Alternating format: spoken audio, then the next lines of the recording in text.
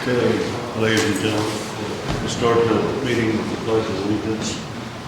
Pledge allegiance to the flag of the United States of America and to the republic for which it stands, one nation, under God, indivisible, with liberty and justice for all.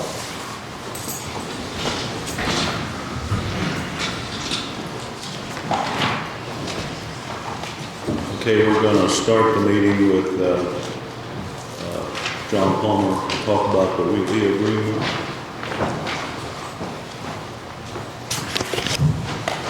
I think the agreement you have is a potential contract assigned with the Wheatley Group. There's been a change this year compared to other years. We basically had set aside a certain amount of money which the Wheatley Group could draw in certain payments, so every quarter, like they would submit a bill.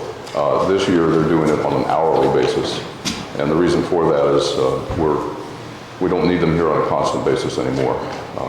One of the goals originally when working with the Wheatley Group was to set up a consultancy, but they for a few years were actually functioning more as our Economic Development Commission, as far as actually making decisions, things like that, working with the group, of course, working with the commission itself. But we've progressed to the point where they don't need to be here every day, they don't need to be here every week, they don't need to be here every month. And so we're transitioning into that, them to a true consultant, rather than doing an awful lot of work that we would normally do ourselves, being me. So at this point, there's $20,000 in the budget to handle this, and I don't think we're going to reach that amount with them. So in the end, this hourly basis is actually going to save us money and still provide what they've always provided, which is advice when we need it, and guiding us through processes that we're not familiar with. So it's still the same job, just not as much time on their part put into this. What was the dollar amount of the contract last year when it was fixed? The hourly last contract, I don't remember what the last contract was, but here we pay up to about $225 an hour, I believe. There's on the last page of that contract you have there. Right, it's hourly, but it's got a not to exceed number of $40,000. They could actually bill us for the total $40,000 in the past, and they did. But in this case, it's now down to hourly and contract, not just there's $40,000 they get paid no matter what. So, and they also have a separate contract with the town redevelopment commission as well. Okay, so it was $40,000 in the past. Yes, it was. And now on an hourly basis, We think not it'll be, to exceed $40,000. yeah, we think it's going to be 20 or less. So.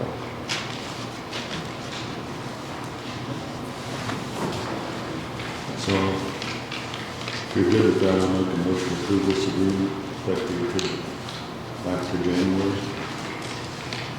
And I'll second that. Thank you, I appreciate that. Nick has actually been working with us without a contract for all this time. So May is a good time to get this signed. So, you want me to stay up here? Or? Yeah, go ahead. Yeah. So, ready for the next topic? Yeah. We have made a commitment to try to build a new animal shelter over at the recycling center. And we had made some estimates on what that was going to cost based on information that we gotten from people that we thought knew what they were talking about from Rushville, and that was our model. We'd gone up there and looked at that, and it looked like a good model. So I sent a couple of letters out to architects that have been recommended to us, one from one of our design firms that are doing work here, and the other from the volunteer group that has been helping out so much down there at the animal facility. Turns out that both of these people think that the price of that building is going to be way above what we budgeted. We originally put in $300,000. We're talking $200 a square foot from either of these two architects, and that is over $1 million for the size of the building we originally quoted. So now it's, I won't say back to square one, but now I'm going to look at two alternatives, two other architects that have designed buildings like this, not necessarily animal control, but buildings of this size and the type of things we have to put in it, and find out what they think about that. And so that'll take me another week or two to get this information. One of which is in Richmond, and the other gentleman's in northern Indiana to look them up. But they've been recommended by other people as well. So right now it's on hold. But I would like to say this, that I think that we should not spend any more of our ARPA money until we know what this is going to be. So the stuff that we have in reserve that we haven't spent yet. So So it's my understanding, you told me that a lot of those, the one group that came out with this estimate, they're used to spending $1 million or $2 million on this facility. We just want a nice facility. We don't need a Cadillac. We just want, it's not rocket science. We're gonna put a basic structure up and with a correct drainage and amenities some amenities that we didn't have, similar to Russia. And hopefully we can get by the amount we have available or That's a good way to put it, Jerry, is that, we want a much better facility than we have, but we don't need a palace. Yeah. And I will say that one of the gentlemen, when he replied to me, he basically said that he's used to designing facilities that would be more like for animal testing, say for a pharmaceutical company or something like that. So they're looking at a very different structure than what we're even anticipating. And I think both of them, as it turns out, is probably looking at the same thing. But the price of the building is just, it's beyond our means if we use either one of these architects. So my alternative is to go find other people to do more towards, let's build a building that works, but it doesn't have to be a very luxurious place. So, and I don't think that's what our volunteers are asking for either. They just want a better place to be, better, easier to take care of the animals, things like that. Easier to adopt them out. What we have now is horrible, and we do need to fix it, but not for $1 million. Yes. So. We're in agreement on that. Okay, I appreciate it. And like I said, I'd like to not take any more applications for ARPA money until we figure this out. So, okay? Thank you. John. Okay.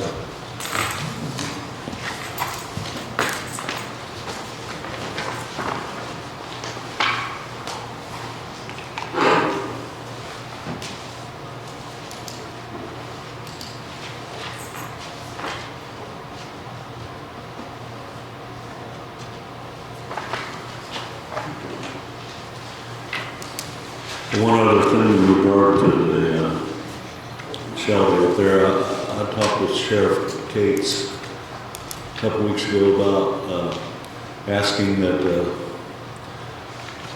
deputies or maybe even the town police, if they're using that area near the animal shelter for a shooting range, to please refrain from using it from 9 to 11 on Saturdays, because that's when the volunteers like to walk the dogs up there, and they have some difficult animals that sometimes makes the dogs skittish and puts them at risk. So I hope that word gets around. Do we need a resolution for that? We can do that. You just tell me the time frame you want, and I can pass on to my firearms instructor, and we can pass on to the other departments. Again, you said 9 to 11 would be. 9 to 11 on Saturday. Yeah, that would be That won't be a problem. You can pass it on. And how do we relate that to the police? I can disseminate that to other county employees as well. I'll send an email out, let them know that the dogs will be up there. We can take care of that. Okay, I appreciate that. Thanks, Sheriff. I guess next item on the agenda is a treasurer's report.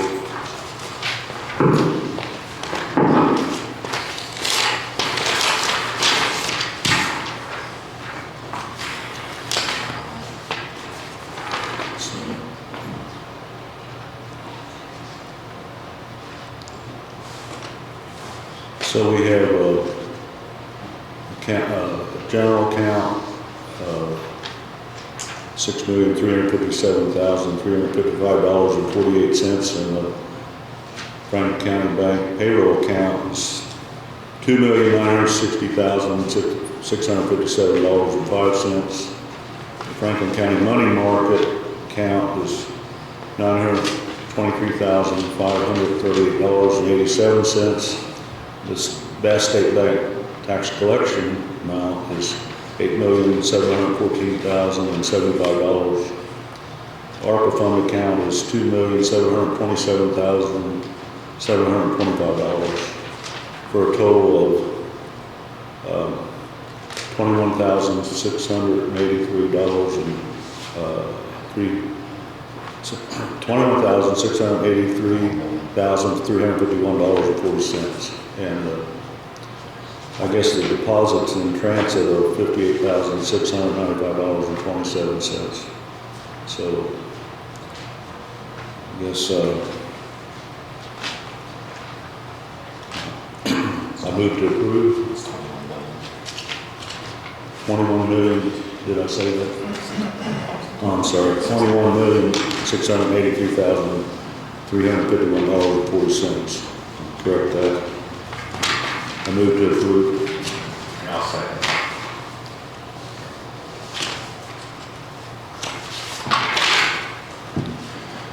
So also, the next item on the agenda is the minutes for the meeting of April 19th, 2023. I move to approve the minutes of April 19th, 2023. All in favor? And then,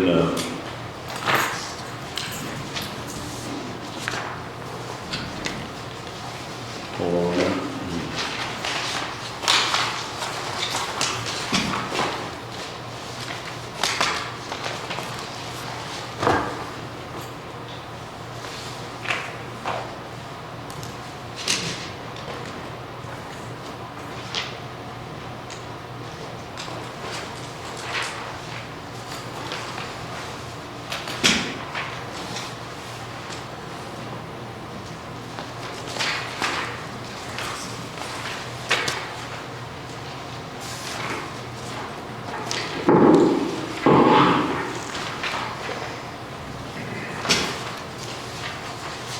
So, the next item is payroll and deductions.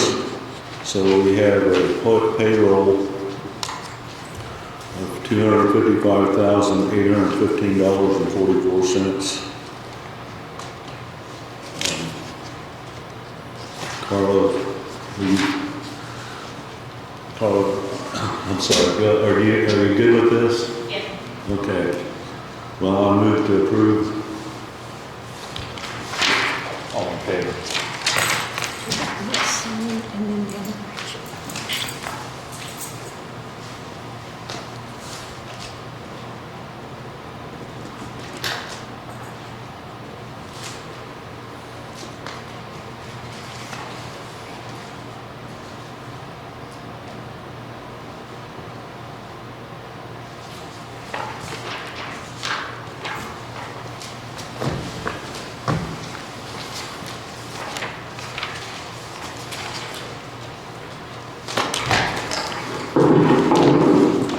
So then we have an announcement that we have a new employee at the Franklin County Extension Office. Veronica has sent a letter saying that I'm requesting to move Sara Bowling from the part-time to the administrative assistant full-time position. Effective immediately. So,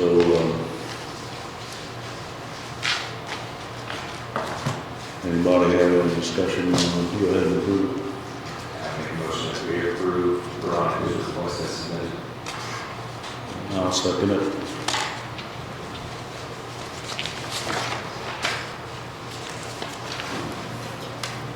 Do you have any use there?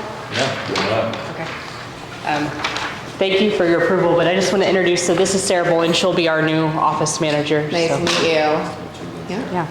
So, I should have let you come up and do that, but I'm sorry. But No, that's okay. We welcome you. Hope you do. All right. Have a good experience there. Thank you. Thank you. Sarah, your former Lilly recipient, correct? I am, yes. Congratulations again. Thank you. All right. Thank you on that. Thank you. So, the other, let's see. The other item,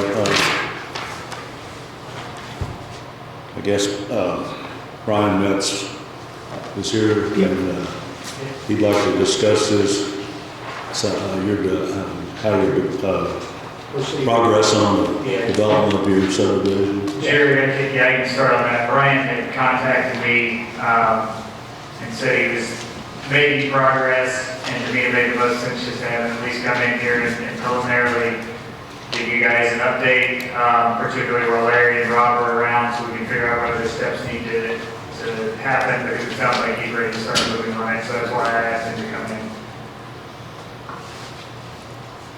Good. Yeah.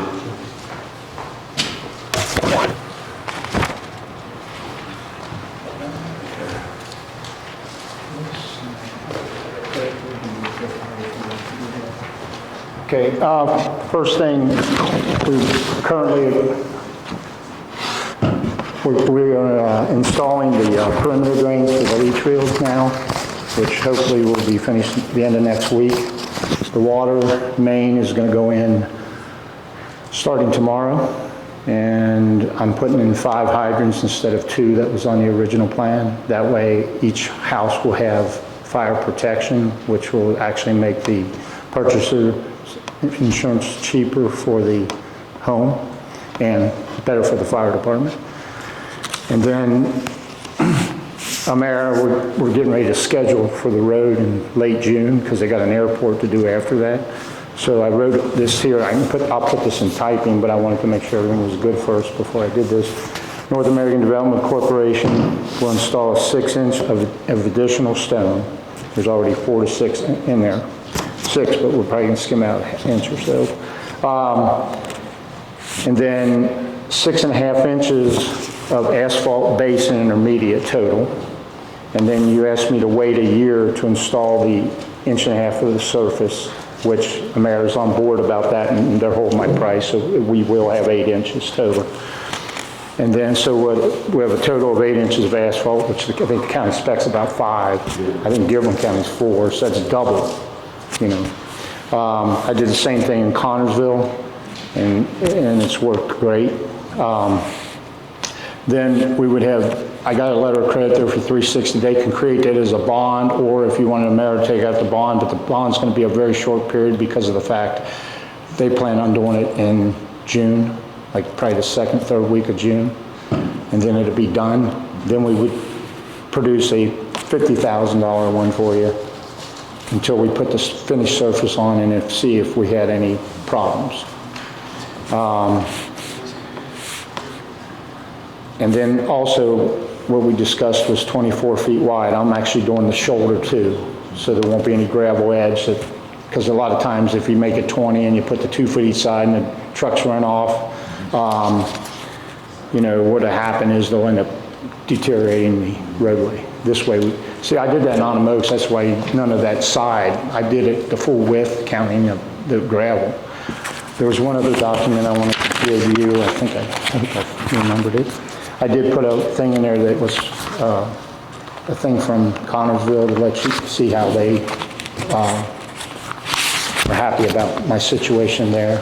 In fact, we just got our urgent care going in the front lot that just got approved, I think this past Thursday. Here's another document that I'm making each lot owner sign off on. And just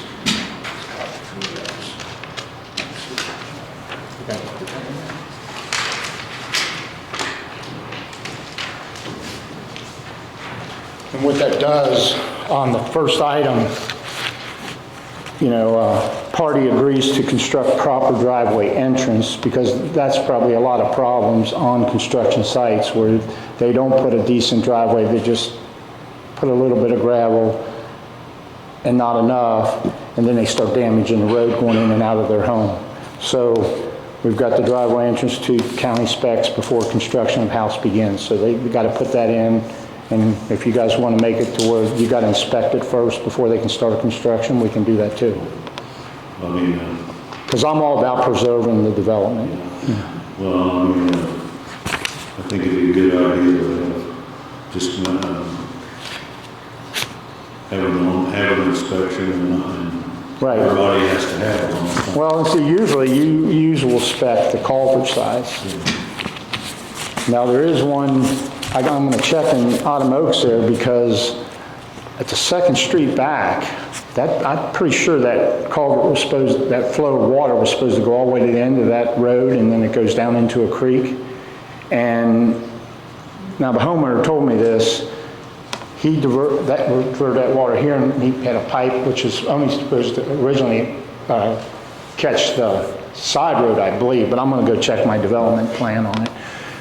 And he said that Franklin County told him it was okay, so I'm gonna go check, and if it's not according to what the original plan is, then you guys would have to enforce that because I don't have rights to the right-of-way. I don't own the right-of-way, okay? But I want to let you know that on that, because I noticed that the other day. And I had mentioned something to him before about it, and he said, the county told him that was okay, because what he did is basically sloped this when it comes through that intersection, which I thought it was supposed to go completely through, because then I think before the intersection, the culvert size was 12, and then after the intersection, I think it was like an 18 or 15, because the other side of the road should reflect what that side should be. So I'll check on that for you. But as far as this is concerned, we're moving pretty good, and I'm working with either Spectrum or Cincinnati Bell right now, which is Alta Fib for the fiber. Because both of them, I told them the first one that gets to me first gets it, you know what I mean? So, I mean, if the other one wants to put it in too, they can, but, you know, I'm looking to get it, and they're hoping they'll have me, you know, they would end up putting their stuff in there and, you know, underground, because what I did is I put, on the south side, I put the fibers going in, and then they'll push over where each transformer boxes, and then I got the water main going in on the north side, so that the water's over here and it's there, and we don't have all that crossing. And both of them are going to be directional boring it, so there won't be any digging across the roadways and filled back in. Any other questions? Go ahead.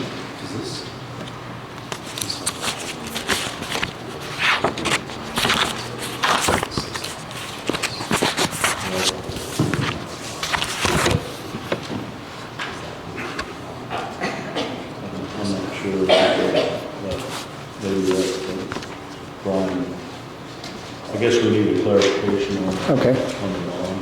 On the bond? In the document here, you've got a $360,000 road performance bond that you said would be held for a very short time until we Right. complete this work in June. Yes, because once the, $1,000 roadway bond for the year. well, that's for the balance to be done, and if there's any, I'm just wondering if that's sufficient, the $50,000 for the year. Larry, is that, it's got a $360,000 road performance bond that would be held until the 6.5-inch base is completed, and then a $50,000 for the inch and a half. warranty bond for the year. Is that after the inch and a half is put down? Yeah, the inch and a half, and then any repair, if there would be any, and the contractor is going to be responsible to replace any repair that they would have. But basically, you're going to have a road initially in 1 inch thicker than your requirement. So, but I mean, if you want to make it a little bit more, I have no trouble with that. Larry, what do you think? $50,000 number for our days. What's that? I would have 20 double that. I wouldn't double. I think 75 or 80 would be plenty. It's only going to cost $45,000 to put the inch and a half on. And if you got that thick of blacktop in that, you know, if you put another 25 on there, that's going to be plenty. I mean, there's no way you're going to have any. And plus, they're under, actually, people don't realize, but there's a 10-year statute in Ohio, Kentucky, and Indiana on manufacturing. And if not something isn't put in right and it fails and they're negligent, they're responsible. Most people don't know that. Like a builder builds you a house, and if they tell you got a 1-year warranty, if they're negligent, you got a 10-year warranty. Most people don't know that. My insurance company schooled me one time on that, but we weren't negligent. They went out to see, Third owner, 9 years, 8 months, and about 23 days. And we went out, but we weren't negligent. Right, but you had indicated it's gonna take 75,000 to put that inch and a half. No, 45,000, 45. And That's what I'm saying, you had 25, that would be if you had to repair something before you put that down, but you know. In other words, if the blacktop failed. right,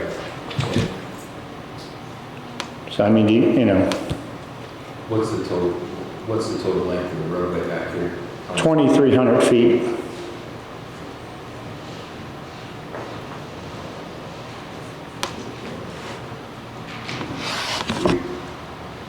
$75,000 cover, 2,300 feet blacktop, Larry, at that inch and a half.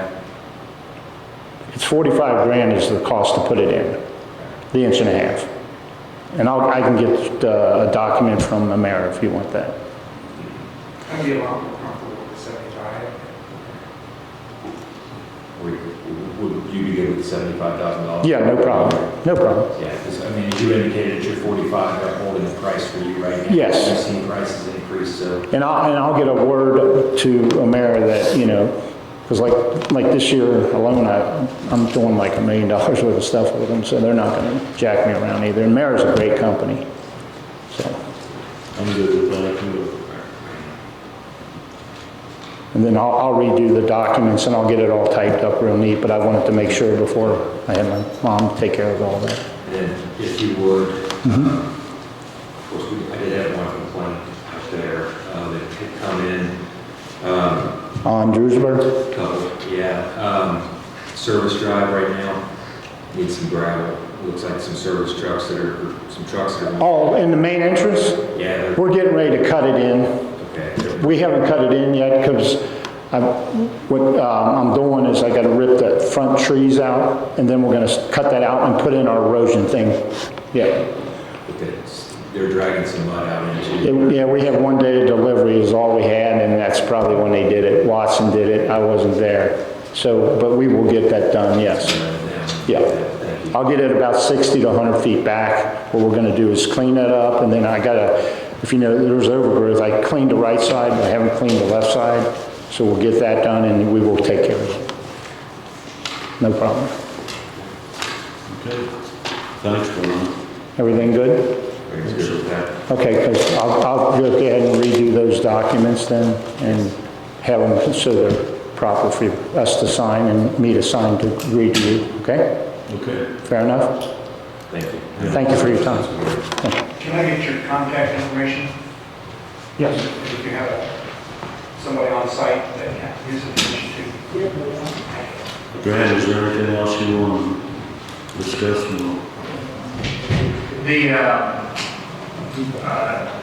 Carla has been working on updating the capital asset plan. It's the state requirement, and the county, I think it adopted something in 2017, but it needs to update it again, as this is apparently going to be an audit focus, is to make sure that the capital assets are being tracked correctly. She found one from another county that she liked and made some tweaks to. I went over it, cleaned it up a little bit.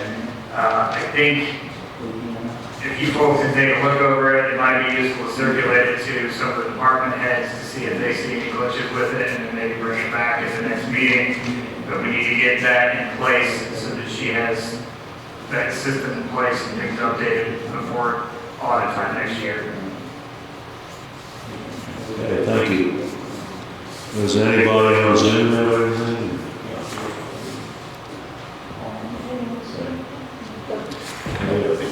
You had something about? Oh, Melody, sorry. Yeah, I don't remember you saying how much the claims were today. Yeah, for real.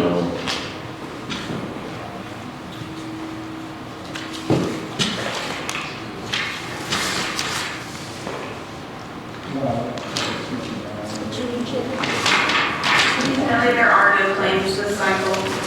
Pay out for the 17th and 31st. Thank you. I didn't think that I saw any on there, thank you. Okay. I do have an item of business.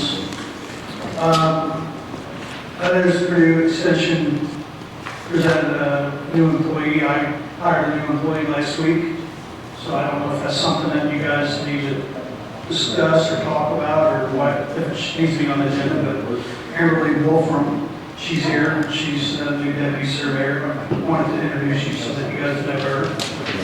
So, Good to meet you. just wanted to see if we need to talk about that at all or not. As long as we have the open budget, I think we're the open line. I think We're all good. good in that respect. So, welcome aboard, Amberly. Thank you. Millie? Is she Thank a you. surveyor? Is she Yeah, a surveyor? Amberly will be the deputy surveyor. Deputy surveyor or secretary? Deputy surveyor is her position.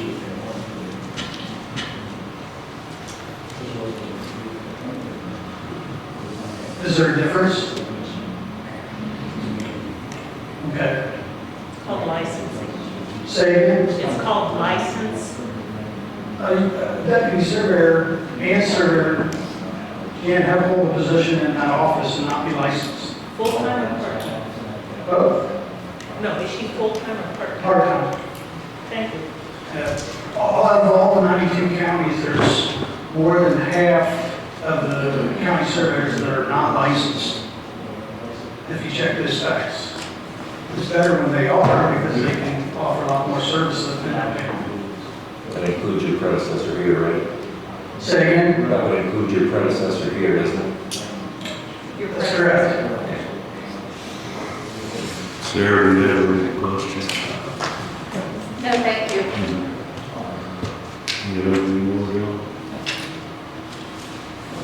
Well, if there's no other. Go ahead.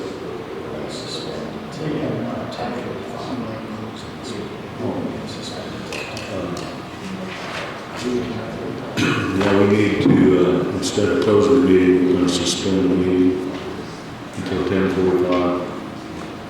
So,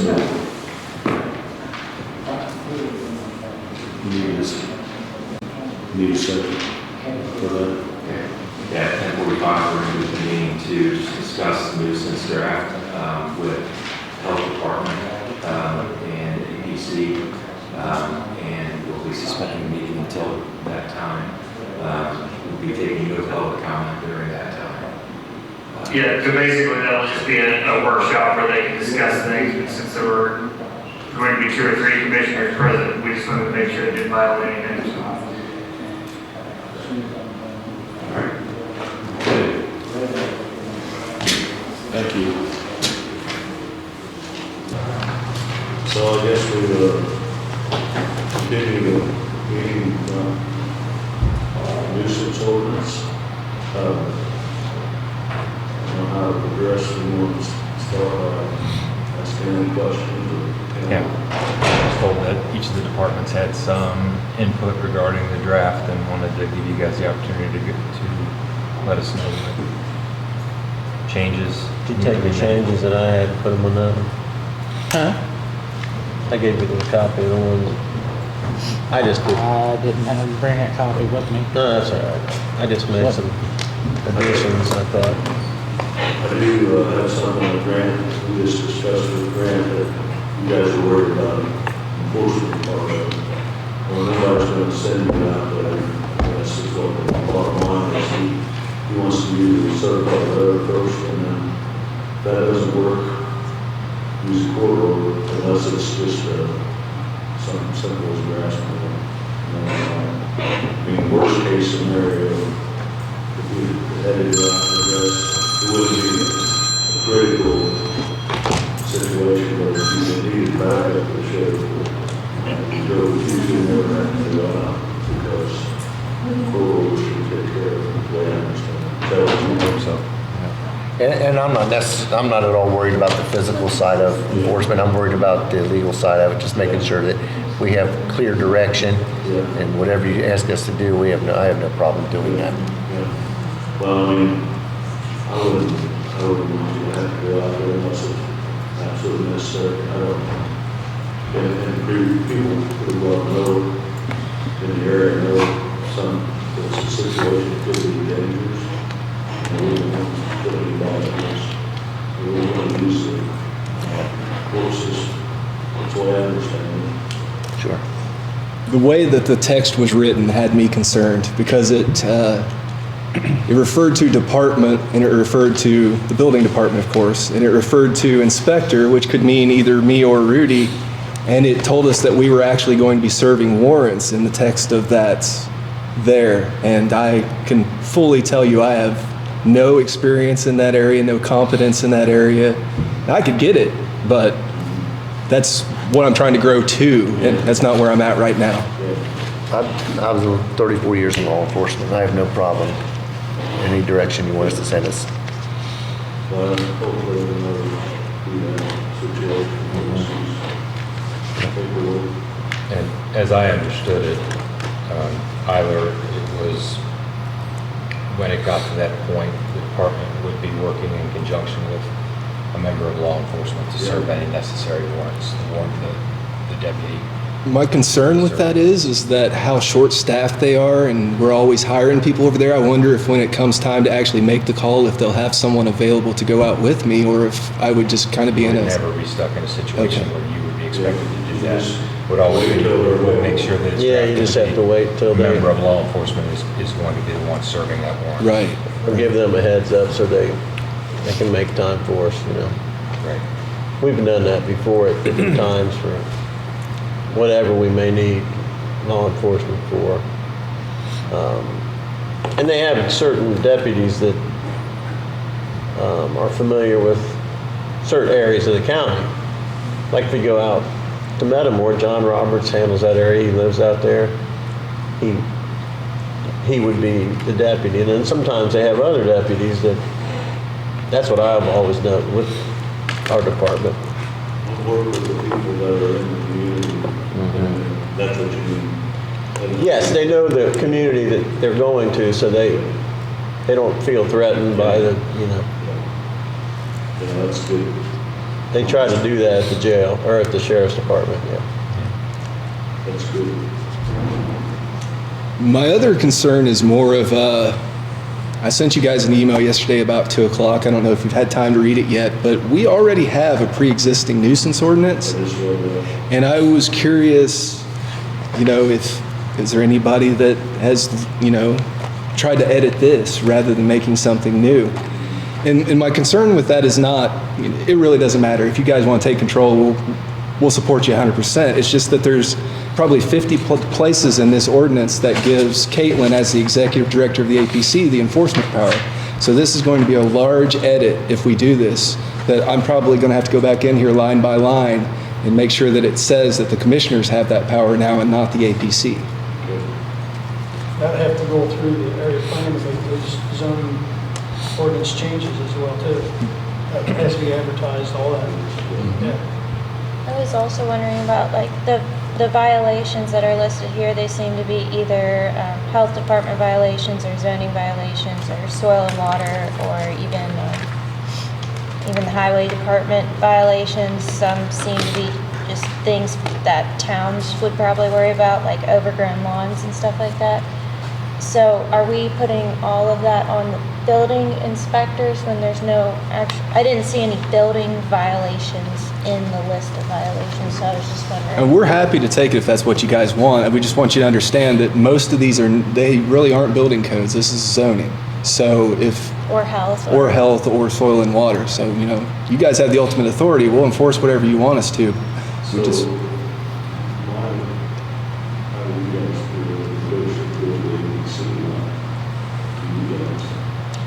It already is in the APC, but this ordinance would change that to now. It would already be the health department, the APC, but this ordinance would change it to be the building inspectors. The complication there is that Caitlin works for the Area Planning Commission, whereas me and Rudy work for you guys. Right. So, we're working as partners. We're never making decisions that we don't all agree with, but there is kind of a legal technicality area here that we might want to be careful with if we don't want this to get, pushed aside by somebody later. And when you're talking about cosmetics, who's going to make that decision? Some people's trash is other people's treasure. It gets into a very broad scope there. That's always been a problem. Sure. Yeah. Mm-hmm. And that's where it's defined, and we don't want to be, we have definitions in here as far as cosmetics and what should be allowable and shouldn't, but We don't want to go hunting violations. We've got plenty of complaints. So just the complaints that come We need in? to deal with the complaints and let the public bring those complaints to us. Yes, sir. If something jumps out at us that, is an issue that needs to be addressed, or potential safety issue, then At that point, then will the three commissioners, will you guys make that final decision? Or are you going to put together a group of citizens from the community, all aspects, that kind of have a panel that sit down and look over it together? You maybe have a 7-person panel and a majority says, yeah, this is a nuisance, or who's going to be the one that says, yeah, we don't like the way that looks, right let's now enforce it it? would fall on us. Yes, sir. Are Okay. there any regulations for putting in complaints? Like at the zoning department, if you want to put in a complaint, you have to have your name, you have to sign it, address, things like that? Or is this just anyone could drive down the road, complain about 20 different houses and put it into us or put it into them? Is that going to be included in this ordinance then? The complaints, I think they need to sign off on. I think you need to do that, or else the phone's gonna ring off the hook. Right. People are Right. calling in Yeah. complaints, you're gonna be running all over the place. Right. Right. It's one thing we've noticed so far is that I don't want to classify complaints into different categories, whether serious or unserious, but there are some people who are clearly after their neighbors, and then there's some people who are clearly having a real problem. Yeah. And we need to find a way to distinguish between the two, because otherwise those people will continue to cause trouble. You see a lot of border wars. Yes. When spring comes around. Yes, before the leaves Everybody get on the starts, trees. yes, everybody starts picking on each other. One thing, I just lost my train of thought. He'll come back to me.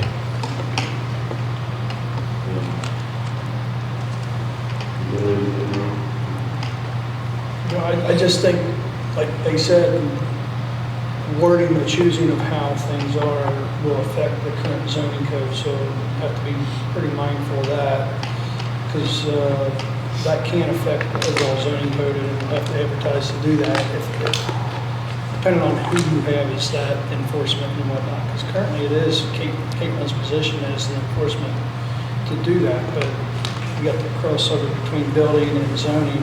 How's that handled? Right. So, Who do we email these corrections to? Give them to Faye? Commissioner's inbox, and they will sort them out from there. Well, I have one where I just had a few little Yeah, things. there's some things in this draft The way it's worded, that it's are not missing that were in the all-inclusive. previous draft. And I have a copy that I put And that we've stuff in red. kind of pointed out. I'll just bring it up to I'd you. I like gave to it see what we Kurt can to do look about at. getting those added in there. I just thought the wording needed to be more The inclusive. animals. Didn't include town. We had an Ordinance amount of didn't include animals, town, but it needs like to, dogs, Right. that were allowed on a property Because the town really doesn't. before you have- hit a trigger point where it was a nuisance. It's, okay. Yes. I think it's 8 or 9. A9 or so, supposedly a kennel. I mean, if there's a. Right, how many dogs constitute a kennel, Yeah. so. Can I interrupt for a minute? I've got some people saying they can't hear anybody but Jerry, and you guys can make sure they're using microphones. They're all turned off. Thank you. Okay. Is there any opportunity that we could put together a group of volunteers? I think a lot of the stuff that we're seeing out there is more than just bad luck. I mean, there's people that are financially, they can't participate in a cleanup. There are people who are physically incapable. So rather than just beating on our neighbors, maybe we could find a way to put some volunteerism into this. And we can go out and we can spend an afternoon here and an afternoon there, and we can pitch in and do that through the community. I would think that there are people in this community that would be more apt to that. I mean, looking after your neighbors once.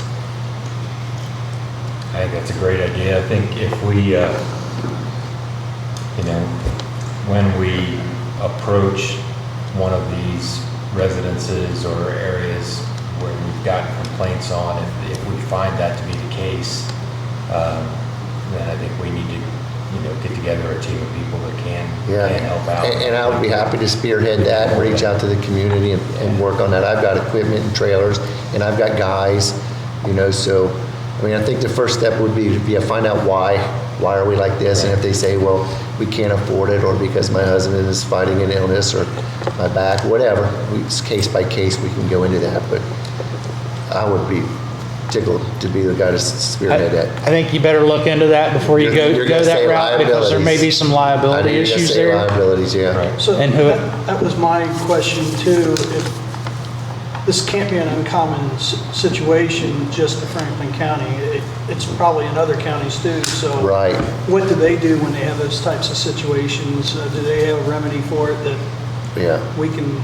I think, as a matter of check. fact, Bridget, you put out something recently that I think was Connorsville. They just started citing people, just tickets and tickets and tickets. So Connorsville has a full-time code enforcement officer that reports directly to the chief of the Connorsville Police.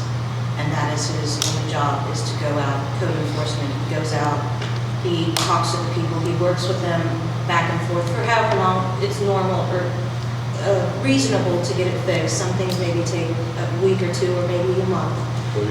Surely, there's a liability waiver of some sort, certainly. They sign a ticket, and then the lawyer is very The only thing we've ever on track done. with taking them to court with that ticket if they don't pay it. If we get anything And so done, a that's lot of how we times do it, it's a because scare tactics lot of from people the have said letter you have from to the have a lawyer attorney. that's willing to go to But as court, enforcement and goes, yeah, we haven't had if any, you and don't, I, then it's not enforceable, so. I'm more of that's a what reach they- out and help your neighbor Right. guy. I don't have a problem with that I think either. Problem is, a lot of them are renters. What John was talking about for those that can't do anything, and there are going to be some situations that are like that. So are there any remedies out there that other communities are doing to offer that? I mean, I think at some point us as enforcement should be able to realize when that is the situation. Do we have a remedy for that? I don't know. Is there other places that has remedies for that? So I think that'd be a good thing to look into, because I will look into that. I'll get some broad sweeps on that. I'll get intel and get back. I think like Bridget said, there has to be some way to enforce it. And, the lawyer or the prosecutor are going to be that person that's going to go after this and do it. Yeah, but then you're in a situation where they're not going to pay it, so you're going to put it on their taxes, and then they can't afford their taxes, so you're coming after the house, and then here we are, we're making our citizens potentially homeless. I just think there's an easier way. Being in the county a lot, I see that there's some stuff out there that I wouldn't want as a neighbor. But I don't see anything that's a dire, some child's going to get hurt with it. If so, I would report it, I would bring it up. Because there are situations, some people just choose to be non-compliant. That's a fact. Rebels. And you can also, but if you take let's say you take a 1994 LeBaron and you leave it in your front yard and there's no plates on it and a sumac grows out of it, and you think that's trash, that needs to go. Well, what if you got a 1968 fastback Mustang sitting in a yard with a sumac growing out of it? Now that's the $10,000 frame. So who's to say what's trash and what's treasure? That's going to be very difficult for the three of you and this gentleman. My thought for that was that it's very reasonable for someone to have one automobile on their property that's unlicensed. It's when you get to 2 and 3 and 4 that it becomes a problem. And actually, the way that this zoning code is written, it's a little bit ambiguous. And it actually, you could interpret it to say that they're allowed to have it unless it's within their legal setbacks. And that's something we probably need to clear up one way or another, because a lawyer would come in and say, well, you didn't say he couldn't have it in his backyard behind his house. But that's in this That, code, yeah, that's not currently this in this one. code, yes. Well, since we're going to talk about cars now, Yeah. so there was a limit on the amount of unlicensed vehicles that you could have on a property before, and I'm not sure exactly what that number is, but we've tried to have cars removed before, and cars and campers and boats, trailers are very hard to get rid of. Most salvage yards won't take them because if there's no title on them, they're hard to get rid of. So that may need to come up with something there and make that a little bit easier to clean up the junk vehicles. How many complaints are out there right now? Huh? Basically becomes a salvage yard. 30? You let too many become Yeah. sitting around. Well, salvage yards won't even take them. You got to have a title. But I mean, I'm just saying that's what the properties Yeah. essentially are. What if we take the complaints that we currently have and I'm all over the county every day. And I'll take good photographs legally from where I have access, and I'll put together, we can just have a little sit-down, 30 minutes once a month, and say, these are the complaints, these are the issues, and you can sort of peruse them and make decisions based on that. We start slow, gather our feet, and this is going to be a living thing, so we're going to have to work with it as we go. But I think if you have things that, textile, you touch it, feel it, look at it, then you'd probably be more inclined to lean one way or the other. But I'm out there anyway, so it's not like it's costing the county any money. And I can take the complaints we have, and as they come in, and we can even kind of triage them for you, like these are really bad, or this is unhealthy, and this is unsafe. One thing that we do hear a lot of is that people don't have plumbing, so they're doing their business in buckets and dumping it on the side of the road, right? So now we're into health issues, now we're into problems. So I have a question for you. Is there anything in Connersville's code that is in leeway if the person is not physically able or not, have the money to clean up the, is there any? I actually just for the first time looked at their code. You can actually look at it yourself. Also, it's on American Legal Publishing. You can see their whole code, and I actually started to look, but I don't know the answer. I'll get all that information for you, sir. Yep. Is it just the town responsible, or is it the whole county? I just talked to the town, so I don't know what the county does. My experience in Connersville delivering pizzas up there, it is just the town, and there were situations where they charged someone over $1,000 to mow their yard, and they were expected to pay it, and when they didn't, the house was seized. I don't know if that's what we want to do or not, but that's how they did it up there. I personally think there's something morally wrong with that, but I'm not sure my opinion on it matters. Well, I would think that's a little bit, Yeah. Right. Maybe we can just be neighborly. Oh yeah, to the best of our ability. That's the way that me and Rudy and Caitlin are. It's all about developing good relationships with people. We don't, even when we're enforcing on people, we don't want them to feel like they're being attacked. And I think the toning of the letters, that every meeting that we have with these people needs to be totally professional, and we need to approach it from a situation where it's like, how can we help you, instead of this is how we're going to bring you into compliance.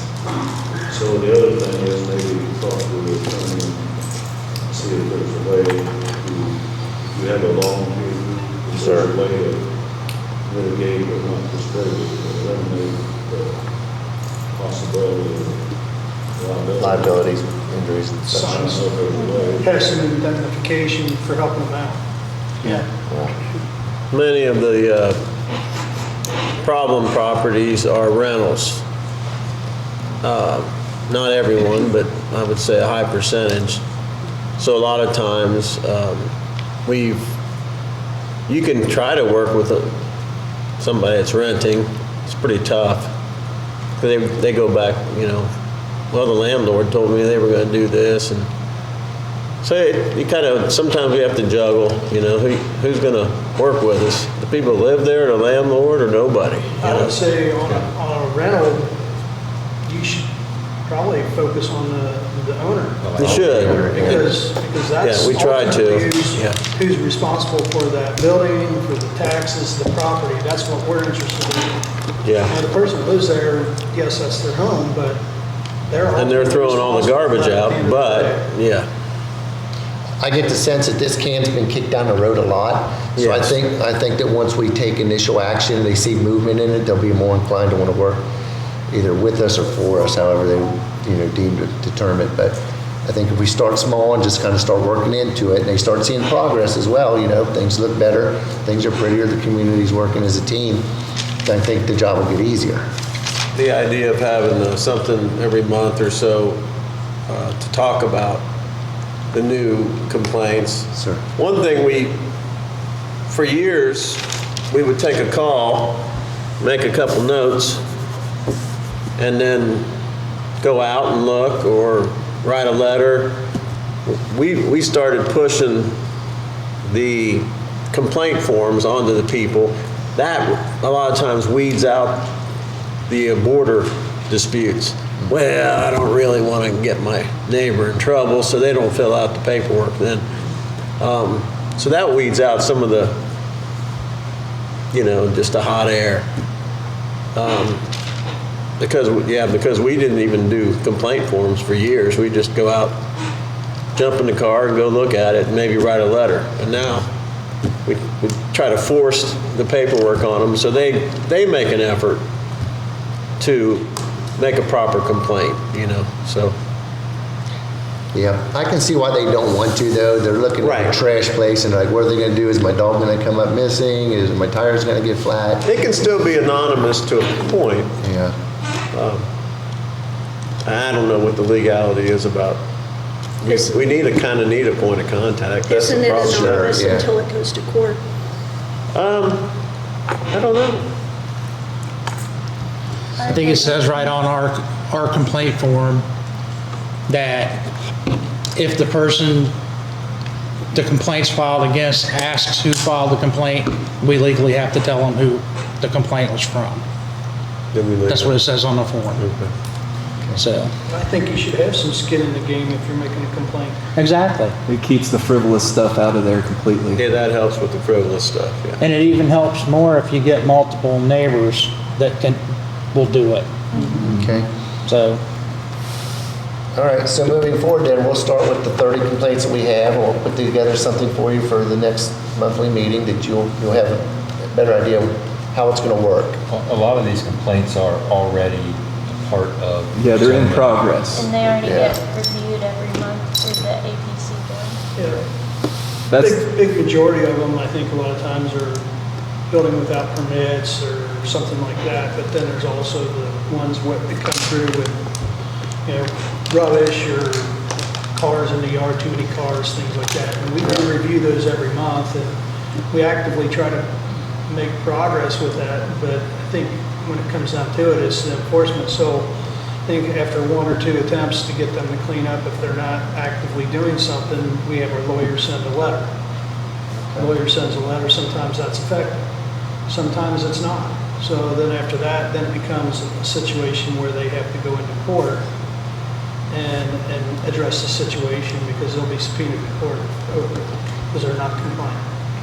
But it's not a fast process. So I think what we're all trying to do is to see if we can figure out a better streamlined way to get some action on this, is what it boils down to. Yeah, It's not easy for us either. It can really be strung out. Yeah. 3, 4, 5, 6 months easy. I'd like to get it done in 2 weeks if we could. I've had that, and I've had properties that I've dealt with that were extremely bad. And sometimes it takes 5 or 6 months, and I'm fine. Personally, I'm fine with the people as long as they're showing me progress and things are happening. I'm not going to hound them to keep, give them a deadline. Right. Okay. As long as they keep working at it. All right. So. And there are things that's on the complaint list for the APC that's a year old or older. So, some people do make progress, like you said, but not all the time. People, they just choose to be non-compliant. So what do you do with those people? When you go to court. You have other cases where people start to comply and then they stop, and then we say something to them and they start again and then they stop. I don't want to name any names, but I know of one particular landowner who is notorious for that. So what do you do when you have situations? Yeah, where they do just enough to keep the law off their back, but not enough to actually solve the problem. And it's clear they have no intention of solving the problem, but they're doing just enough to keep themselves out of court. And, it is a public safety issue in some instances. In other instances, it's devaluing neighboring property because all the stuff that they have. So I think we owe it to the public to try to address it and make better efforts to resolve. Sometimes we'll have DNR or the conservation officers involved because it's including creeks, lakes, rivers. Sometimes it falls under, in our department, vector control. Some counties have a lot more vector control with, they spray for mosquitoes, and my letters would include some of the places that have tires. Tires are harder to get rid of than they used to be, and they cost a lot to get rid of. It used to be, well, everybody used to just throw them over the hill, but that's not the best thing now, but the people that pick up tires, it costs a considerable amount now, so they end up stacking up at different places, you know. I pay a fee, a disposal fee every time I have my tires changed, and yeah, we all if that guy decides to change his tires at home, and more power to him because he saved a few bucks for doing that. He's got a disposal fee that he's got to pay that I pay when I change my tires. Yeah, I had one guy, he said I can put them in my shed. I said, well, that's good because then there's not a mosquito problem. Yeah. You know? And then if you know, But then it's bad if the shed catches on fire. Exactly my point. You end up with the same allow- thing they had in Richmond. Yeah, we allow that to happen. We allow that pile to grow, and all of a sudden you've got a fire, and now we've got a problem with the neighbors that have been reporting to us that this is going on. Right. You know, so this is the first time I've seen the current ordinance that I was brought to us, and I think, Faye, help me out. I think there was a nuisance ordinance that was passed last year and then retracted, correct? Yes, correct. And Yes, so- 2023-3. So would that have, what would that have done with this ordinance that was already in place? Did it say? Well, I think it went back to the original ordinance that was in effect before, but we got to do I think we need to talk to Grant about that. I think we need to look at the current and the draft and get a good mesh of the two, because when this draft is passed, it should replace the existing. Absolutely. If you want it to be part of the zoning code, yes. Yeah. And really, everything should be a part of the zoning code because that's what the citizens are looking at when they're trying to determine what's right and wrong. Right. What was the reason for that to be retracted the last time? Did it just not have the meter needed for enforcement? Or? It needed some changes, and they said no more than, I guess, more than what. Just like She couldn't hear you. said, I think we did that because we needed to know more changes than what.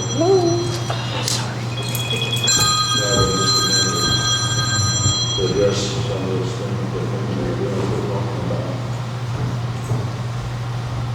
Okay. So this is going to take a while. We've got a plan. We can get started. We'll start putting together packets that you can look at on an individual basis and give us recommendations. And you guys will be working from the legal side of it with the attorneys. And it's not going to happen fast, but you know, we don't have to kick it down the road. We can start on it.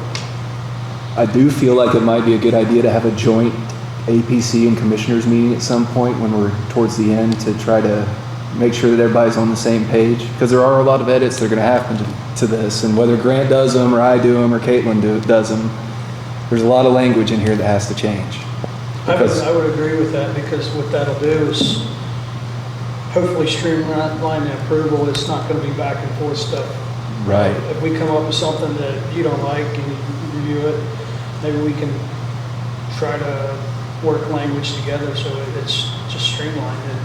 Because you got to go through the advertising, have the public hearings and all that to make all those changes and edits. And what we need to do is get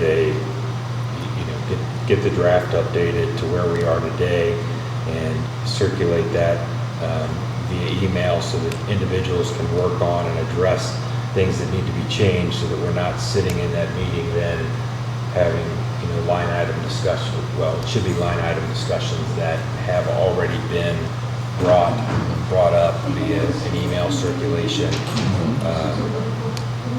so that we can work on those. How many times a year does the city of Brookville put together a program where people can bring in their paint and their tires? And I saw something, they're doing tires now. Friday and Saturday. Friday and Saturday you can bring in You guys, up to the town 4. does it at Earth Day once a year. One time a year, okay. Okay. We aren't doing anything right now. Yeah, and everything that we're Mace, talking about is for the Friday and Saturday. unincorporated areas of the county. It Tires. does not include the town of Brookville. No tires. Tires. Tires is this week, up to 4, this weekend. What? Is it the county that's doing that?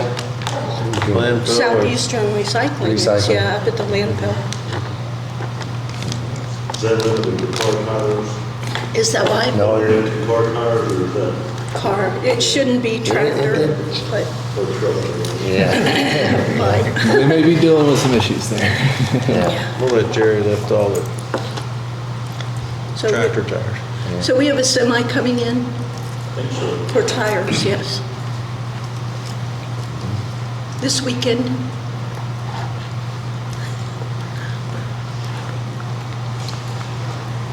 I just have a quick question. The zoning code online says 2010. I assume that from 2010 to 2023 is 13 years of ordinances that probably go in that. Where does a citizen go to find out what the laws are in the county if the thing that's posted online is 13 years old? I probably have the most up-to-date copy of the zoning ordinance in the entire building because I went through and did it myself. I had all the page numbers in mine are accurate. I can find everything in here easily. So I can redistribute to the, and we do need to get it on the website with this updated copy. Just not sure how to do that at the moment, but And I have been in contact with the webmaster, good. and we are going to be getting together and getting that online. And Awesome. also all the ordinances will be put online, so there's a link. Awesome, There'll be yeah. one link. So I know, Rob, that you talked to him and he said June. I talked to him and he said May, so. Well, I got a text, I just got a text from him this morning that said June. Well, So- he has a contract with the commissioner, so Right. I'll give him a call, Yeah. since we're supposed to be contacting him. Yeah, all we're trying to do is gain access so that the area plan can update this stuff, and it's about credentials for access and giving administrative rights, and that's not happening. So, and that's according I to what I'm think, getting. so you couldn't get in with the website? I don't have the editing capabilities that other people in other offices seem to have. Okay, we'll check Yeah, on I mean, that. there's access, and then there's administrative access that gives you editing capabilities, and I don't think that's the case. Each page has their own. Right, so editing once access. that Right. access has been granted to Caitlin, she can update the zoning ordinance to what's current. She can put the meeting minutes on there that needs to be put on there. Right, People kind of are like you asking did for it, yours, and- right? and, you know, it can happen, we just need to have that access. Correct. And he told me that you have those abilities to give those passages there. Well, the password was given out, so if you can get in with the Yeah, so password. I can get in, but I don't have the editing capabilities the way that Rob has the editing capabilities for like I've been granted his that. office. Okay, well, I didn't know Yeah, that, so yeah. it's just a matter of communicating so we can get things Right. figured out. So that's what we've been attempting to do for about a week now.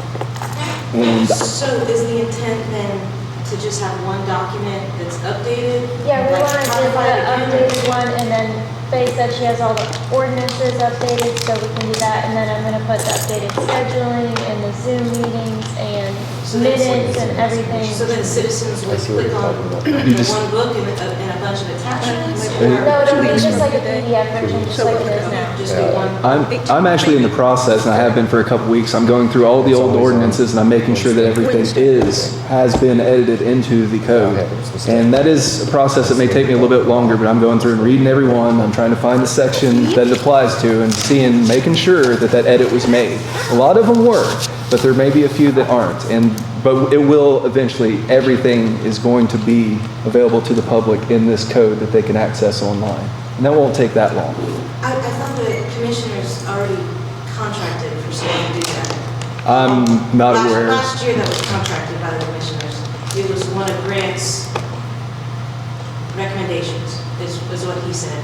He knew somebody that was in the building field that was gonna update the code for you and do just basically what I asked, which is take all those 13 years and put them in the 2010 version and then give it back to you. I'm not sure how much the contract was, but it was a contract, like 4,000 maybe or something? It was for unkempt buildings and also for, I think, maybe the nuisance ordinance. And maybe, Oh, I thought he said the whole code. yeah. I mean, So the zoning code. But we haven't seen anything on that yet. yeah, they called it the building code. It was actually the zoning code. No. No, they approved. And Commissioners I'll be honest with you guys, it'll get done a lot faster if you give it to me. It's just that simple. We didn't have it at the time. Absolutely. Absolutely. But I'm here, anything you guys need, I'll do. It doesn't matter what it is, what subject it's in, I'll make it happen.